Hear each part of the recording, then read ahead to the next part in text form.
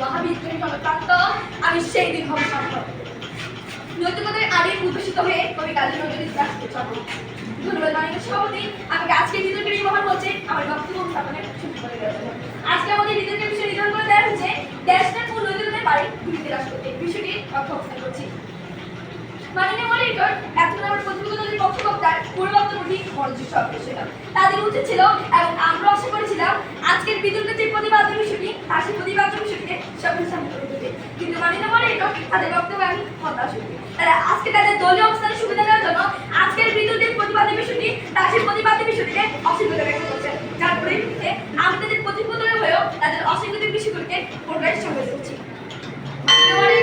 ঘুমে থাকা মানুষকে জাগ্রত করা যায়, কিন্তু যারা জেগে থেকে ঘুমে বান্ধলে থাকে তাদের কখনোই জাগ্রত করা যায় না। যার মধ্যে দেশের উন্নতিগুলো আছে তার ধরে কখনোই দুর্নীতি করা সম্ভব নয়। আর যদিও সে দুর্নীতি করতে যায় তাহলে তার পক্ষে আত্মীয় করে দুটি শব্দ প্রতিনিয়ত ভাসতে থাকে, আর সেটা হচ্ছে দেশের নৈতিকতা।